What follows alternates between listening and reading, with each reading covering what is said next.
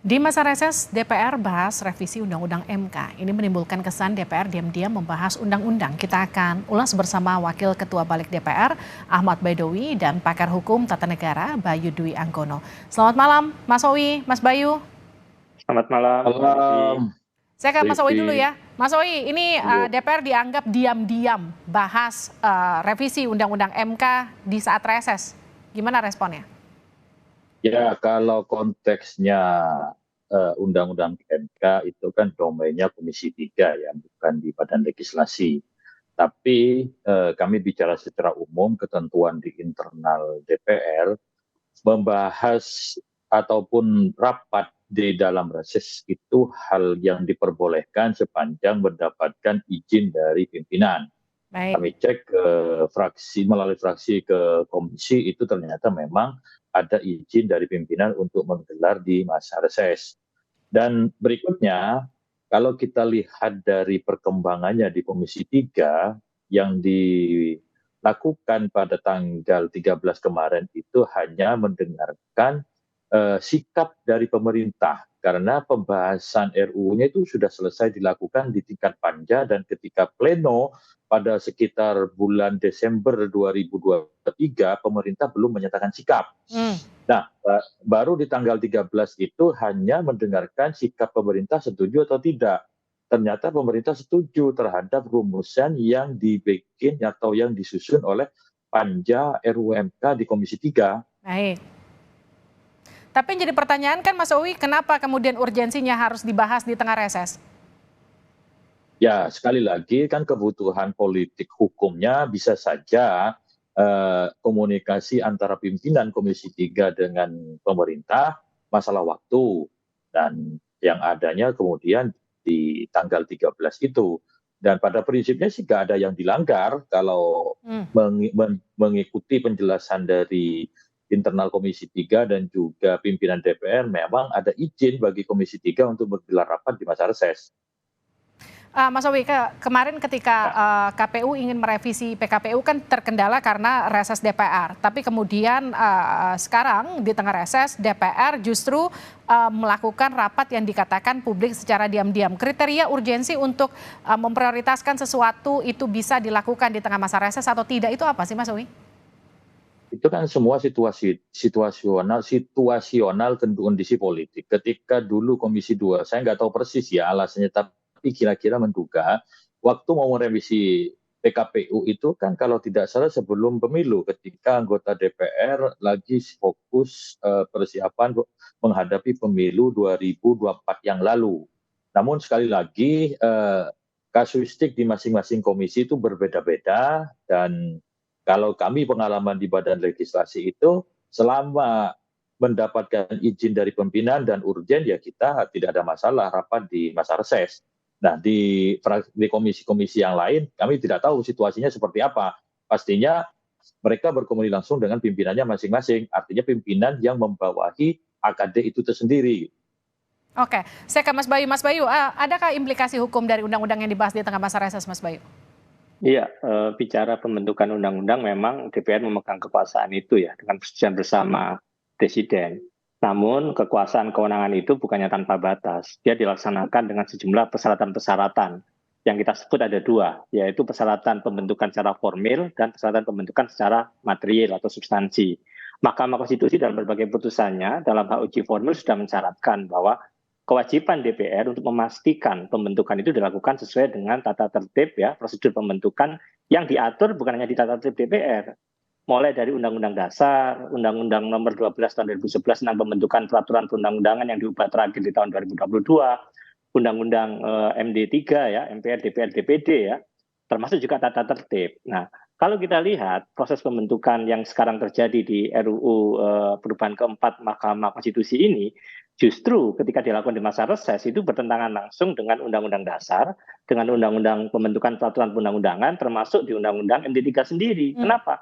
Karena jelas di dalam Undang-Undang Dasar pasal 20 ayat 2, ayat 3, pasal 22 juga tentang Perpu ya, ketika membahas Perpu, kemudian di pasal 51 Undang-Undang pembentukan peraturan perundang-undangan, di pasal 99 Undang-Undang MD3, dilakukan pembahasan RUU itu adalah pada masa sidang, bukan pada masa reses. Oke. Nah, sehingga kemudian tata tertib tidak bisa itu kemudian melampaui ketentuan Undang-Undang Dasar, Undang-Undang P3, Undang-Undang MD3.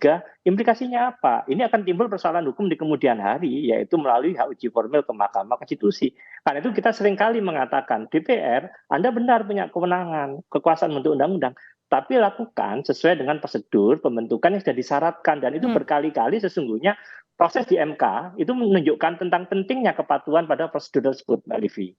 Baik, gimana tuh Mas Sawi? Ya, terima kasih Mas Bayu selalu mengingatkan, dan memang itulah tugas dari teman-teman di luar parlemen. Namun kami yakini bahwa apa yang kami lakukan secara prosedural itu tidak ada yang dilanggar. Kalau kemudian produk hukumnya dianggap cacat prosedural, itu kan sudah ada ruangnya, yakni kalau undang-undang judicial review ke Mahkamah Konstitusi. Namun sekali lagi, ini menunjukkan bahwa meskipun kami dalam situasi yang banyak beban tugasnya, target pencapaian produk legislasi di setiap komisi tentu akan diselesaikan sesuai dengan target yang sudah ditentukan di setiap masing-masing AKD. Gitu. Mas Bayu, kalau pola seperti ini kemudian kerap katakanlah dinormalisasi oleh DPR, impact-nya ke depan akan seperti apa? Ya, saya mulai dulu dari sebenarnya membahas RUU itu kenapa harus tertib prosedur ya, tadi di masa sidang bukan di masa reses. Kita lihat misalkan di pasal 20 ayat 3 ya, yang mengatakan ya, jika kemudian DPR bersama Presiden itu membahas suatu RUU, tidak ada persetujuan bersama ya, tidak ada kata setuju, itu tidak boleh diajukan dalam persidangan masa itu, harus nunggu persidangan berikutnya. Perpu sekalipun, ya dalam hal ikhwal kegentingan memaksa Presiden berhak menetapkan perpu, pembahasan itu jelas di pasal 22 ayat 2 Undang-Undang Dasar, mendapat persetujuan oleh DPR dibahas dalam persidangan berikutnya. Sekali lagi kata persidangan. Pasal 51 Undang-Undang Pembentukan Peraturan Perundang-undangan juga mengatakan jika dalam satu masa sidang DPR bersama Presiden ya menyampaikan RUU yang mengenai materi yang sama, itu digunakan RUU yang disampaikan oleh DPR dan dari Presiden jadikan pembanding. Begitu juga di pasal 99 Undang-Undang MD3. Pembahasan rancangan undang-undang paling lama 3 kali masa sidang dan dapat kemudian diperpanjang dengan persetujuan dari rapat paripurna.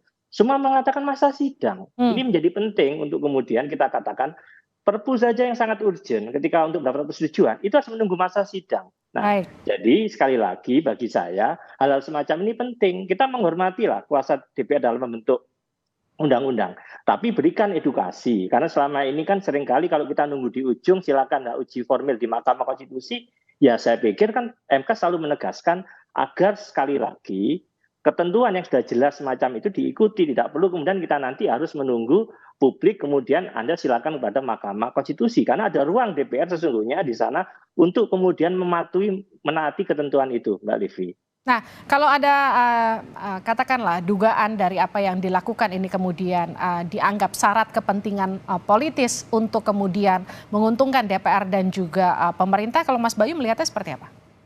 Iya, kan selain ini dilakukan di masa reses ya, yang kedua memang pembahasan tingkat pertama persetujuan kemarin itu kan dilakukan secara tertutup ya, artinya ini sangat anomali sekali. Kalau bicara sidang-sidang DPR itu kan pada dasarnya terbuka semua, kecuali rapat tertentu yang dinyatakan tertutup. Nah, hal-hal semacam ini kan tentu akan muncul dugaan-dugaan yang tentu itu tidak baik bagi kemudian suatu legislasi yang dihasilkan oleh DPR. Yang ketiga juga bicara partisipasi publik yang bermakna. Tidak hanya partisipasi yang formal, tapi yang bermakna. Hak untuk mendapatkan informasi, hak untuk didengarkan publik pandangan-pandangannya, termasuk penjelasan dari DPR. Kalau kemudian masukan publik itu tidak dimasukkan bagian dari suatu undang-undang. Nah, ruang itu yang kemudian akan timbul persoalan bahwa kinerja legislasi ini kenapa kemudian dilakukan tanpa mengikuti prosedur yang sudah ditentukan. Muncul ruang dugaan-dugaan yang akhirnya mengarahkan bahwa ini lebih pada melayani kepentingan DPR ketimbang kepentingan publik, Mbak Livi. Nah, itu gimana, Mas Sawi? Tidak memberikan ruang untuk partisipasi publik dan hanya akan menguntungkan DPR dan juga pemerintah? Perlu kami tegaskan sekali lagi bahwa di rapat tanggal 13 itu hanya mendengarkan sikap dari pemerintah setuju atau tidak terhadap hasil rumusan dari panja dalam merumuskan undang RUU MK yang sudah dilakukan pada akhir tahun 2023. Nah, kemarin kita cek rapatnya itu terbuka. Soal kemudian tidak ada yang tahu, ya karena memang tidak ada perhatian ke arah sana. Tapi kemudian kita lihat itu banyak di luar anggota Komisi 3 dan juga di luar menteri itu banyak juga yang hadir pada kesempatan itu. Dan sekali lagi, perdebatan mengenai konten materi muatan terhadap RUU MK itu sudah dilakukan di rapat-rapat sebelumnya di tingkat panja. Dan kemarin yang belum dilakukan itu adalah persetujuan ataupun sikap pemerintah ketika mau di rapat plenonya di tahun 2023 itu, di akhir 2023 itu mau pleno tidak jadi karena menunggu sikap dari pemerintah. Kemudian baru tanggal 13 itulah kemudian pemerintah siap menyatakan sikapnya. Kemudian ternyata sikapnya pemerintah setuju terhadap rumusan yang sudah diputuskan di tingkat panja. Jadi kemarin itu hanya agendanya mendengarkan sikap resmi dari pemerintahnya seperti apa gitu. Jadi artinya sebenarnya ini sudah dibahas sejak Desember lalu terakhir dan ini hanya mendengarkan bagaimana respon dari pemerintah begitu ya Mas Owi ya? Ya begitu, memang kenyataannya seperti itu. Baik, Mas Owi, Mas Bayu, terima kasih sudah bergabung bersama kami di Sapa Indonesia Malam.